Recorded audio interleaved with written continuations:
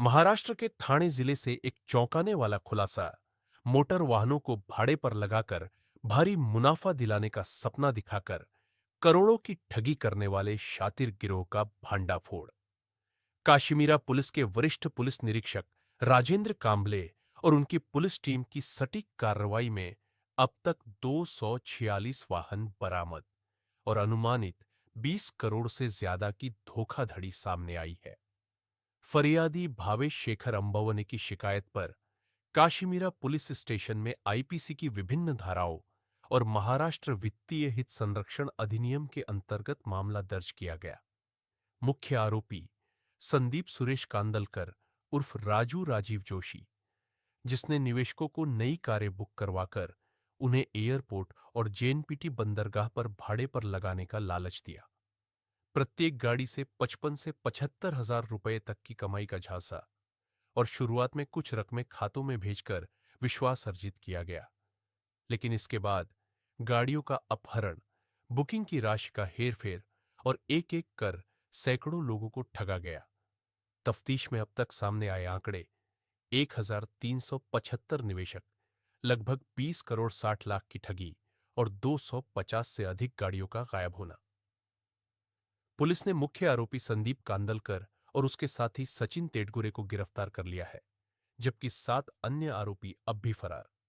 जांच में खुलासा हुआ है कि संदीप कांदलकर के खिलाफ मुंबई, नवी मुंबई, पुणे, नासिक और गुजरात के भरूच में पहले से ही 13 मामले दर्ज है।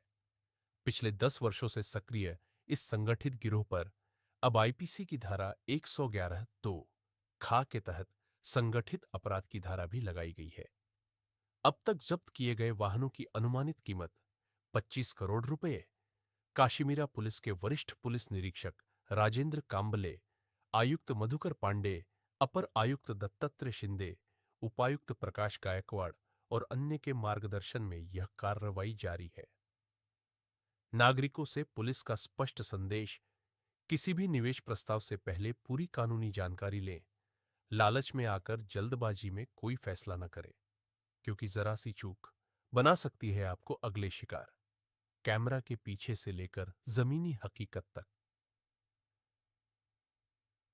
हम लाते रहेंगे आपको सच की परतें। आप देख रहे हैं आरएमसी न्यूज, देश की आवाज। आज की ये जो प्रेस कॉन्फ्रेंस है, इसमें हम लोग आपको ये बताने के लिए प्रेस कॉन्फ्रेंस बताई गई है कि एक आरोपी है जो अपना नाम बताता था राजू राजीव जोशी, लेकिन एक्चुअली उसका सही नाम है संदीप सुरेश कांदलकर।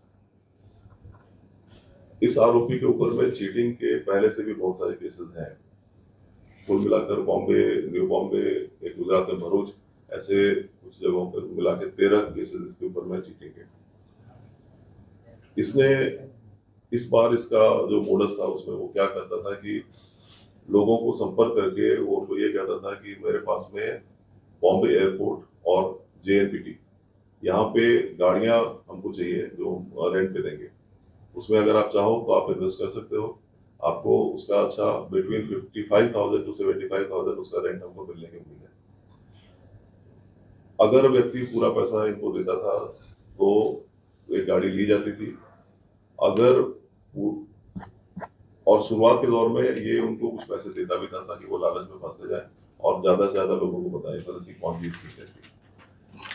बाद में अगर कोई व्यक्ति पूरा पैसा नहीं देके कुछ पैसा देता था तो वो उनको फाइनेंस भी करवाता था और फिर गाड़ी उनके नाम पे एक ली जाती थी। कुछ जगहों पे ऐसा भी हुआ है कि पैसा लेता था और कोई गाड़ी वाड़ी भी नहीं होती थी। भाड़ा एयरपोर्ट या जेएनपीटी पे देने का कोई सिस्टम नहीं था, सिर्फ ये सब हवा में ही चलता था। इसने कुल अभी तक हमारे पास में जो इन्फॉर्मेशन अभी तक की है उसमें अभी तक 1375 लोगों को इसने चीट किया था। 20 करोड़ 60 लाख रुपए ये चीटिंग दिख रही है। इसमें आज पर तक हम लोगों ने ऑलरेडी 246 गाड़ियां हमने रिकवर की है इसमें, जिसकी कीमत 25 करोड़ है। इसमें जो मुख्य आरोपी है उसके अलावा एक दूसरा भी आरोपी है जो उसका साथीदार था, उसका नाम है सचिन सुनील तेडगुरे। ये दापोली रत्नागिरी का रहने वाला है। इसमें और भी हम लोगों ने 7 लोगों को आइडेंटिफाई किया है जिसको हम लोग अरेस्ट कुछ ही दिनों में करने वाले हैं। इसमें हम लोगों ने इसके ऊपर पहले भी जो केसेस थे उसको ध्यान में रखते हुए कुल भारतीय न्याय संहिता सेक्शन 111 वो एक संगठित गुनहगारी का सेक्शन भी हमने लगाया है और ये बेसिकली यही इंफॉर्मेशन।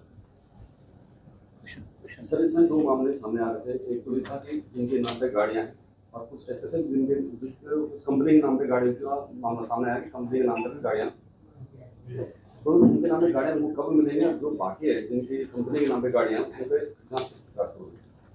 तो कुछ केसेस में ऐसा था कि जो कुछ लोगों का सिविल स्कोर अगर कम है तो ये बोलता था कि कंपनी के नाम पर हम गाड़ी ले लेंगे, और कुछ केसेस में ऐसा था कि अगर सिविल स्कोर का इशू नहीं है तो उसके नाम पे डायरेक्टली गाड़ी लेते थे। हम इसमें न्यायालयीन प्रक्रिया जो है उसको पूरा करके फिरियादी जितने भी हैं उनको जल्दी से जल्दी ये गाड़ियां मिलने का, वापस लेने का प्रयत्न कर रहे हैं। कुछ लोगों ने सर क्रिप्टो करेंसी कम समय में डबल पैसा और 3 गुना पैसा ऐसा भी बात सामने आ रही था। क्रिप्टो करेंसी का अगर इसमें कुछ अपने को दिखता है तो हम उसमें उसके हिसाब से जो अप्रोप्रिएट लीगल एक्शन है वो भी हम लेंगे। अभी तक फिलहाल कितने आरोपी हिरासत में लिया है और कितने को लेना बाकी है? हम लोगों ने अभी तक 2 लोगों को अरेस्ट किया है और 7 लोग और आइडेंटिफाई हुए हैं जिनको हम अरेस्ट करेंगे। सर ये इतनी बड़ी ठगी है जो आरोपी है, इन ठगे हुए पैसों को किस तरह से इस्तेमाल करते थे? किसी अय्याशी में या किस तरह का कुछ आया सामने? वो अभी इन्वेस्टिगेशन उसका हम लोग करेंगे। सर एक सवाल ये है कि जिस तरह से इतनी बड़ी गाड़ियों की आपने पकड़ा है, क्या इन गाड़ियों का इस्तेमाल जिस तरह की स्थिति बनी हुई है पहलगाम अटैक के बाद, क्या इनका किसी देश विरोधी गतिविधियों में भी इस्तेमाल करने की कोई प्लानिंग थी? क्या पुलिस उस एंगल से भी जांच कर रही है?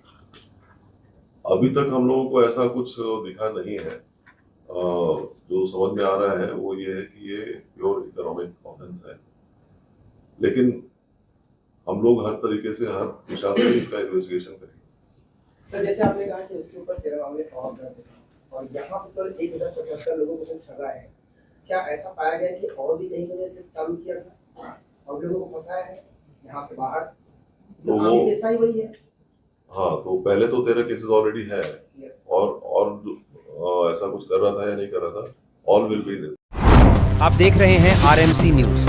लाइक, शेयर, कमेंट और सब्सक्राइब करना ना भूलें।